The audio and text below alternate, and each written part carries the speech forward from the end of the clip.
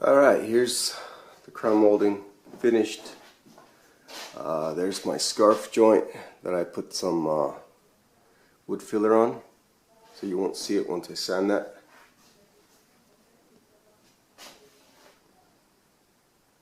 And there it is all the way around the kitchen. And that CA glue that I used, the CA glue was not holding on this pine wood for some reason. When I lifted it up, the thing would just separate. It was too brittle. So I ended up just, for on this side, putting up the piece, stopping here. Scarf joint 22.5 degrees. And then I used just the regular wood glue, Titebond. This seems to work okay. And you put it on the end, and you can see it came out pretty good. Okay. So now all I got to do is put some filler in there. You can use the Drydex wood filler or spackling, and you sand it and then fill it and then sand it and then prime it and paint it, and you won't see those lines. I'll show you when I'm done, the end result, once I spackle this, all the holes, nail holes and stuff. Alright, with the sanding block, 80 grit. It's a little bit high on this side, so I went over it a little bit.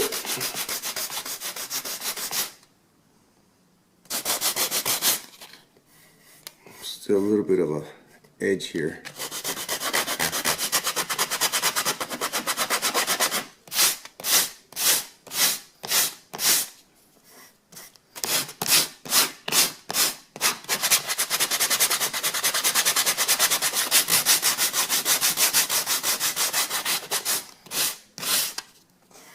There we go, it's nice. Well, it's still a little bit right here, catching my finger. A little bit more.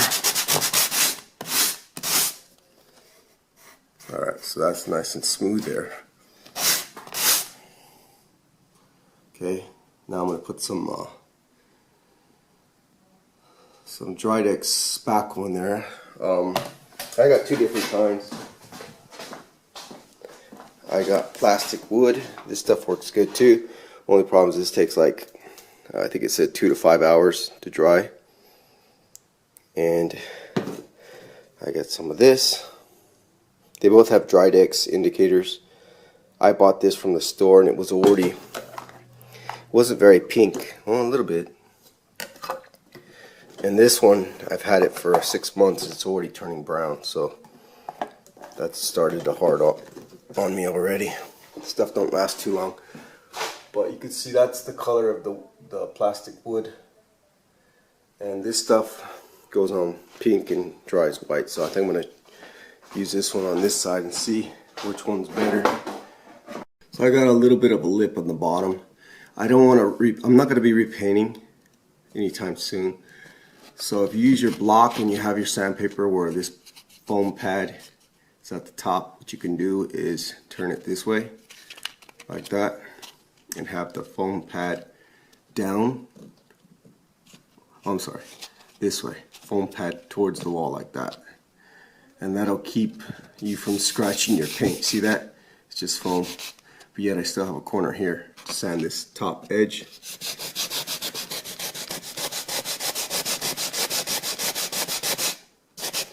And that way you won't see the seam line here where it butts up and it was off by like 1/8 of an inch. Okay, so it's nice and sanded smooth. And I'll caulk right here at the bottom so you won't even see the little gap there. Yeah, and it's looking good. Same thing over here. You got a little gap here. Flip that sponge up to the top.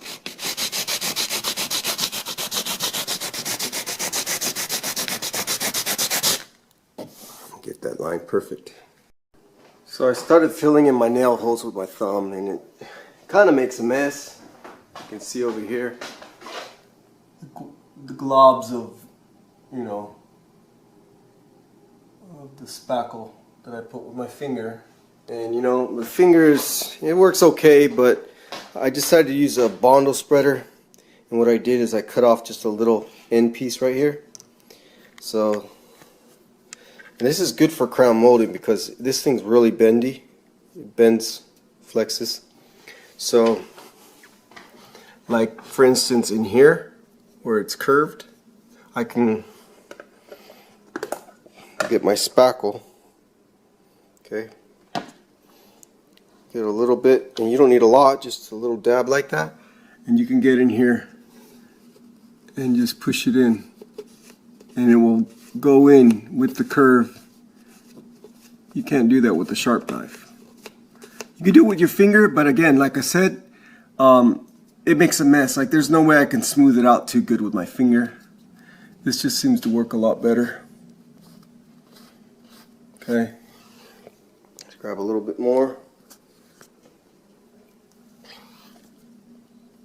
It's kind of like body work on a car, putting on Bondo or something. Similar work.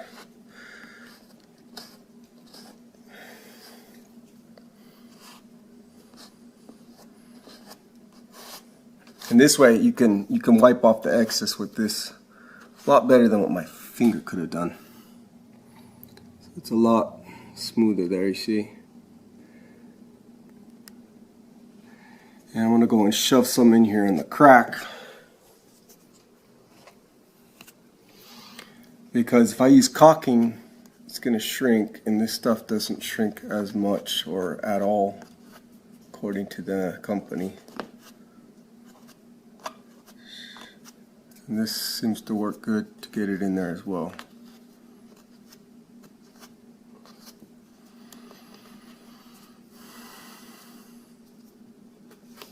And down here I'll use my finger at the bottom. Yeah, but bottle spreader seems to work really good. Alright, just finished caulking. And the way I do it is I like to caulk inside the bottom and the top.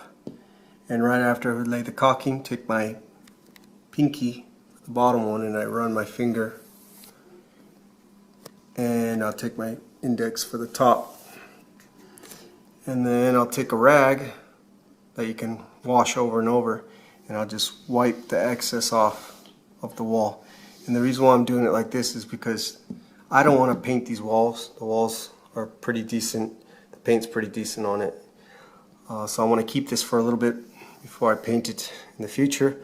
And this way I just don't have a lot of caulking goop all over the place. And it comes out pretty clean. Okay. So that's all done.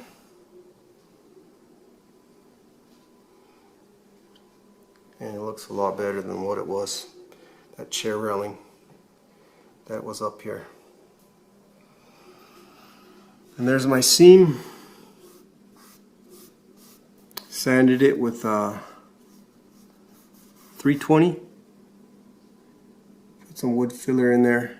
I put some spackle after in a couple spots here.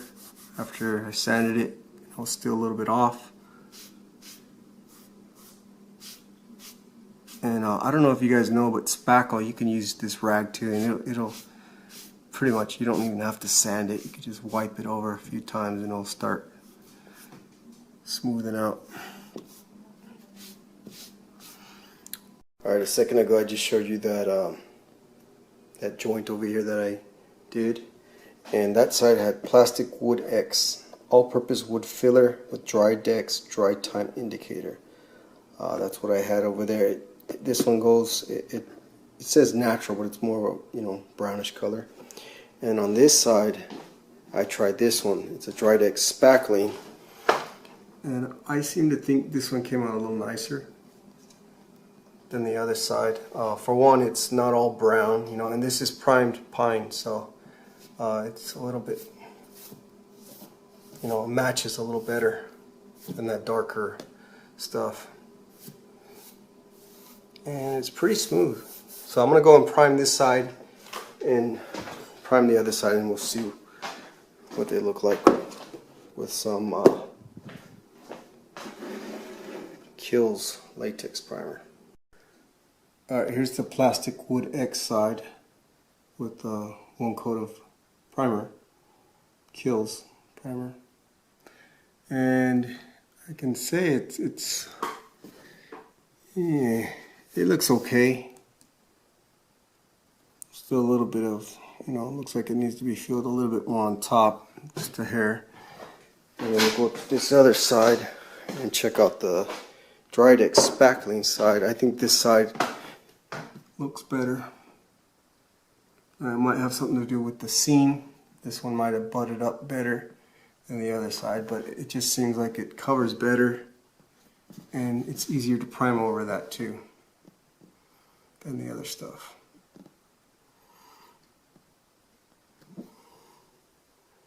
Alright, so now all I got to do is 320, clean up all the nail holes with some 320 on a little sponge. There's a real soft sponge here that I'm using, flexible. So 320, just sand those, and then you could also, you don't have to primer it, but I'm going to primer those spots with the Kilz, and then I'm going to be painting it all white, and then I'll be done.